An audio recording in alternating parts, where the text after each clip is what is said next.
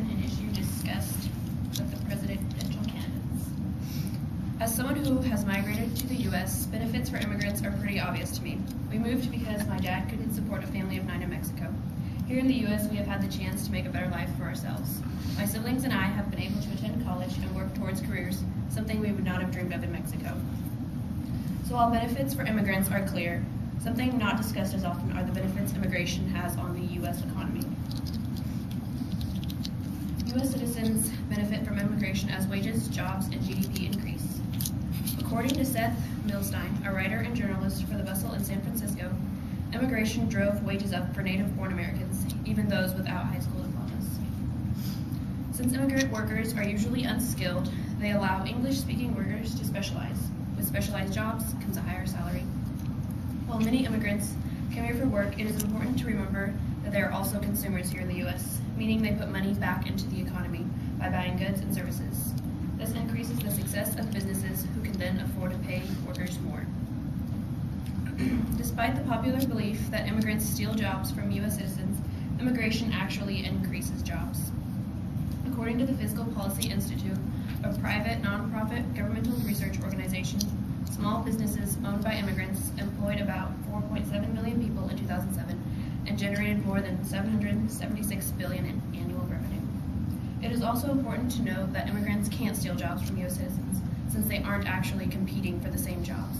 Immigrants and U.S. citizens have a different set of job skills, which goes back to allowing U.S. workers to specialize.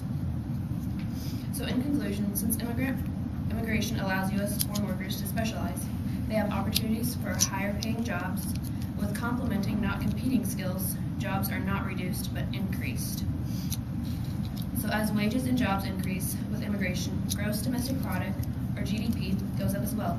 And GDP is used to measure the health of a country's economy. So as GDP increases, the standard of living for those in the U.S. increases as well. And I have like a short video.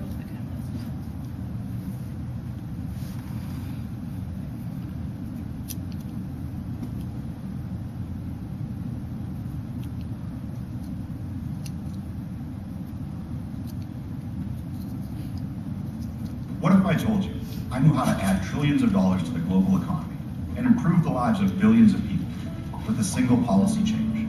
Sound too good to be true? Well, I should warn you, it's a policy that people in most rich countries oppose.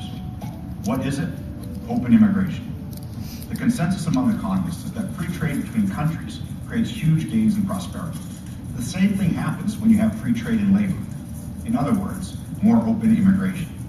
We don't have to remove all of the barriers to immigration to start to see these gains. If only 5% of the population in poorer countries immigrated to richer countries, global incomes would rise by $4 to $9 trillion. These gains are possible because when you allow workers to move to countries with more economic opportunities, they are able to produce more wealth with the same skills by orders of magnitude. For instance, when an unskilled Haitian moves to the United States, their pay rises by more than 1,000%. Some worry that increased immigration would harm native-born workers. However, most studies show that on the whole, these harms are non-existent or minor, temporary, and clustered on only a small portion of the population. Free trade in labor brings economic gains to virtually everyone in the long run. There's plenty of room for debate about what a more open immigration policy should look like, but our goal should be clear: to allow more workers to freely move around the world to where they can be as productive and prosperous as possible.